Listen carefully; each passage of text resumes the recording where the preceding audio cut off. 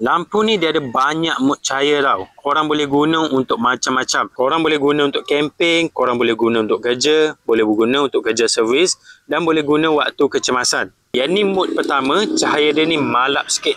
Yang ni mod kedua. Yang ni mod ketiga. Yang ni mod yang paling terang. Cahaya dia ni waktu malam memang sangat function, memang padu.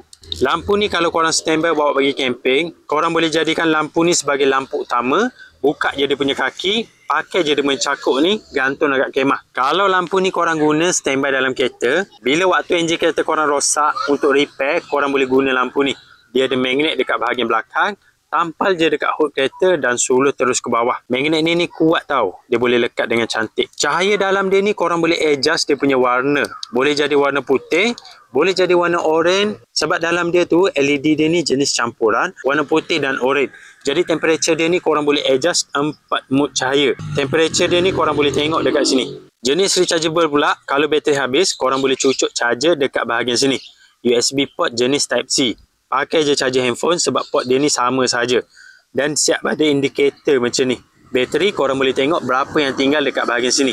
Ada indikator macam ni baru ngam. Kalau korang nak standby dalam kereta, sebelum simpan korang boleh cek dulu berapa bateri yang tinggal. Kalau bateri lemah korang cas dulu sebelum simpan.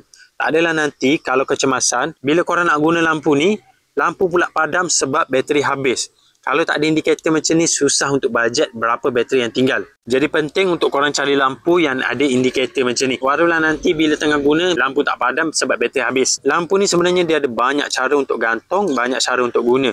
Kalau korang buka dia punya kaki ni, korang boleh jadikan lampu meja. Boleh adjust dia punya angle macam ni. Suluh dekat tempat yang korang buat kerja. Kaki dia ni korang boleh pusing 360 darjah macam ni. Dan dekat dia punya kaki ni, korang boleh buka dia punya klip macam ni. Tempat untuk gantung. Kalau korang nak gantung dekat kemah ataupun dekat ranting pokok, pakai je dia punya klip macam ni. Klip dia ni jenis tersembunyi macam ni, boleh simpan macam ni. Dan kalau korang ada tripod, boleh cucuk lampu ni dekat tripod. Kalau nak jadikan lampu kerja, cucuk je macam ni dan adjust dia punya angle bagi ngam dengan tempat yang korang buat kerja.